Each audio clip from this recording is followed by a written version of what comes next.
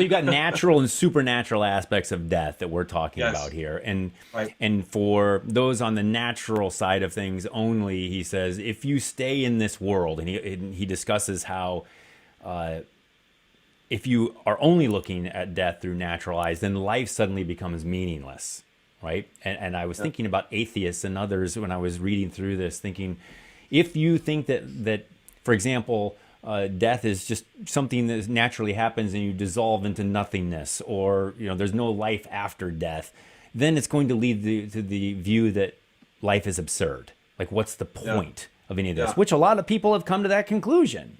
That's right. That's right. And so that's the natural aspect. But even inside of this natural view of death, as you commented on, there are these hints of immortality that can be seen and that people experience, which, Lord willing, open them up to the supernatural aspect of death, which That's right. then hits in the second half of the book.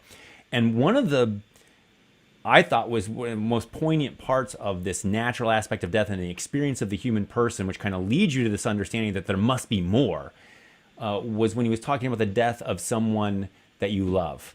Yes. And this is something that so many different people have experienced. I've experienced it myself, having lost my father at a very young age, and then also my mother. And when my mom died, I'll never forget that the experience that I had, John Henry, was this cornerstone of my family was, she battled cancer for 5 years, but at the moment of death, I remember it was like this vacuous hole, like she was just gone, right? And even though my mom had died and something in my world, something central to my world, was suddenly gone, the rest of the world just kind of kept on going, right? And it led to this anger inside of me, like, don't you understand Yeah. what just took place? Yeah. And they don't. The radio keeps doing its stupidity, and TV's still going on, and people are shopping, and et cetera, et cetera. Yeah. And yet my world had died, a good portion of it. And you're like, okay, a plate can break, a TV can break, or whatever, but a person's not supposed to die. They're not supposed to not exist.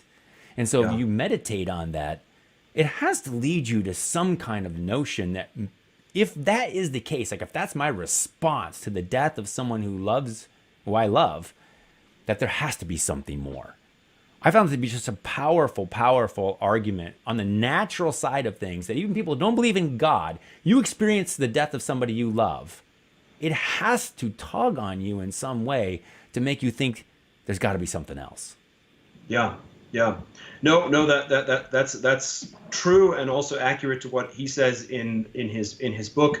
It's interesting when he brings up the death of the beloved as an example he wants to meditate on. He says that people who say, including Socrates, who see in death a kind of liberation, he says they really can only say that because they only take death from the point of view of their own death, but not from the point of view of those they leave behind. In other words, those who sorrow and who grieve. I think that's a very profound point. I mean, it's very, in some sense, they're very consoling and beautiful things. For example, in Plato, around death, and certainly he believes in a kind of immortality of the soul. But that's a very poignant point that von Hildebrand makes, that this kind of sort of coming to terms with and even sort of cheerfully accepting death is really only from the point of view of the person who's sort of come to terms with it, but who's not really seeing it through the loss of the person left behind. And there are a number of very beautiful pages in which von Hildebrand makes that very, very concrete and very vivid. And so, yes, I think that's as you say, that's already a powerful, natural experience that points to immortality. Now, he does take up the objection, which I think is important, because somebody could say, well, that's understandable. You're having extreme psychological grief. No one can bear the meaninglessness of the world. Ultimately, you'll come to some kind of acceptance. And he says that shouldn't we take death as the final word, death in the natural sense, more seriously than we take these hopes for immortality? And he says that might be the case if these intimations of immortality were not so deep in us, if they didn't arise in the most central moments of our lives. In other words, they're not kind of like fleeting thoughts or desperate feelings that come to console us after the death of the beloved person. We already experience at all the key moments in our life. Most of them are tied to to loving relationships of love between our spouse, between spouses, between our parents, our most beloved friends, our mentors. But other things too. Again, he emphasizes the way in which, for example, profound experiences of beauty awaken this sense. And so he wants to give a much greater weight to these experiences than maybe like the new atheist would. Because the new atheist argument sort of amounts to, you just have to accept that in the end, this is all there is, and come to peace with it. And then there's this sort of very frustrating, but it's hard to call their bluff, right? Because if they just say, well, you just ultimately have to accept it, or you hear people say, I have to give up my space for someone else to come along, and it just seems so callous, And von Hildebrand says, well, that would be true if it wasn't for the weightiness of these intuitions. So I think that's a very beautiful insight, because you are going to run into pop psychology, you're going to run into sort of secular people today who really do live a kind of tragic existence. They don't maybe draw the conclusions and say life is meaningless, but they ultimately say it's over when it's over, right? Yeah, and here's von Hildebrand saying, no, you have to take more seriously these sensitivities. I was talking to a friend of mine one time, and I said, we were talking about life and just kind of bigger picture questions like this, and I was attempting to kind of catechize him actually and draw him towards the faith. And I said, what do you want to do? Like when it's at the end, what do you want to have happened? And his response was, well, I want to leave behind my mark.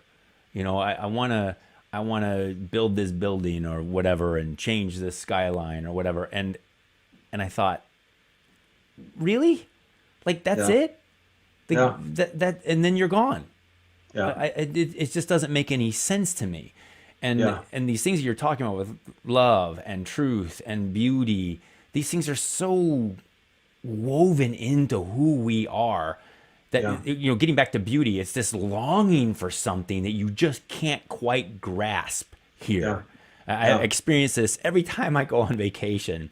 I'm looking at the ocean or I'm looking at a mountain or whatever, and looking at these things just is not enough, right? Yeah. You got to get into the ocean. You got to climb that mountain. You want to be unified with this beauty that you see, and you can't on this side of heaven. And God is that beauty that we want to be united to. And yet people will spend obscene amounts of money, even atheists, to go to beautiful places, to have these fleeting experiences, and yet they're ignoring the ultimate beauty. They're ignoring the ultimate truth out of all of them. This is kind of what von Hildebrand is hinting at. Hey guys, if you'd like to see the full interview, that video is available on YouTube and at scienceofsainthood.com in the blog area. And speaking of the Science of Sainthood, if your parish or group is looking for a new video series to study, something fresh, something different, check out the powerful spiritual life studies offered at scienceofsainthood.com. They include Catholic mysticism in the beautiful life of grace, St. Teresa of Avila's 9 grades of prayer, total abandonment to God's will, and more. Everything in the Science of Sainthood is directed toward the interior life, what Jesus Christ calls the one thing necessary. It's not just about study, it's about transformation. It's about opening your eyes to the spiritual treasure at your feet and leaving you breathless at God's incredible love for you. The Science of Sainthood is spiritual guidance for people who are ready to scratch that spiritual itch and stoke the flames of God's love into a raging fire. In addition to the individual studies, we offer family and parish memberships to the entire Science of Sainthood, which features beautiful bite-sized video courses laid out in order so you can get the authentic, dynamic spiritual instruction you need to make real progress toward God. After all, your eternity doesn't start later, it starts right now. So ask yourself, isn't it time to dive into the ocean of God's love and develop the relationship with Him you were made for? If the answer is yes, and you're ready to be awestruck at what union with God is really all about, click the link below or check it all out at scienceofsainthood.com. God bless you.